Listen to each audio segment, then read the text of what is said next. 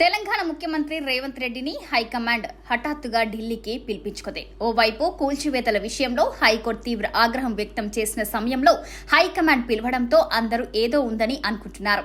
కానీ రేవంత్ రెడ్డిని హైకమాండ్ ఎందుకు పిలిపించిందన్న దానిపై స్పష్టత లేదు. ఖాళీగా ఉన్న 6 మంత్రి పదవుల్లో 4టిని భర్తీ చేయాలని రేవంత్ చాలా కాలంగా విజ్ఞప్తి చేస్తున్నారు. తన చాయిస్ గా పేర్లు కూడా ప్రకటించారు. కానీ హైకమాండ్ నుంచి గ్రీన్ సిగ్నల్ రాలేదు. పార్టీ కార్యక్రమాలకు ఇబ్బంది లేకుండా ఉండేందుకు పీసీసీ చీఫ్ ను మాత్రం నియమించారు. ఇక రేవంత్ రెడ్డి హైడ్రాను ఏర్పాటు చేసిన తర్వాత కూల్చివేతల అంశంపై తీవ్ర వ్యతిరేక ప్రచారం జరుగుతుంది. ఒక్కో ప్రైవేట్ ఆస్తిని కూల్చకపోయినా ప్రభుత్వ చెరువుల భూముల్లో ఉన్న వాటినే కూల్చిస్తున్న వ్యతిరేకత కనిపిస్తుంది.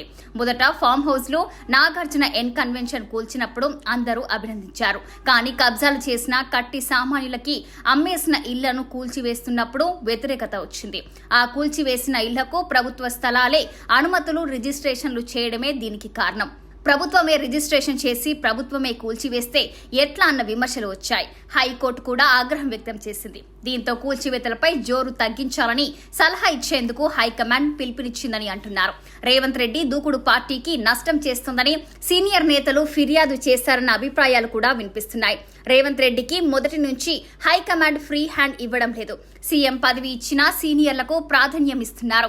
చాలా అంశాలలో నాంచి నిర్ణయాలు చెప్తున్నారు. పదే పదే ఢిల్లీకి పిలిపిస్తున్నారు. ఈ పరిణామాలతో పాటు మంత్రి పదవుల భర్తీ విషయంలో రేవంత్ మాటలకు ప్రాధాన్యం ఇవ్వడం లేదు. కీలక శాఖలకు మంత్రులు లేకపోవడం వల్ల సమస్యలు వస్తున్నాయని విస్తరణకు అనుమతి ఇవ్వాలని అడిగినా ప్రయోజనం లేకపోయింది. ఇక ఈ పరిణామాలతో రేవంత్ రెడ్డి కూడా అసంతృప్తికి గురవుతున్నారని చెప్తున్నారు. ప్రస్తుత పరిణామాలతో రేవంత్ దూకుడు ఇక తగ్గుతుందా అన్న ప్రచారం కాంగ్రెస్ వర్గాల్లో ప్రారంభమైంది. కానీ రేవంత్ వర్గీయులు మాత్రం సోషల్ మీడియాలో చేసే ప్రచారానికి ఢిల్లీలో జరిగేదానికి చాలా తేడా ఉంటుందని అంటున్నారు. ముందు హైకమాండ్ రేవంత్ కు పూర్తి స్థాయిలో ప్రాధాన్యత కల్పిస్తారని అంటున్నారు.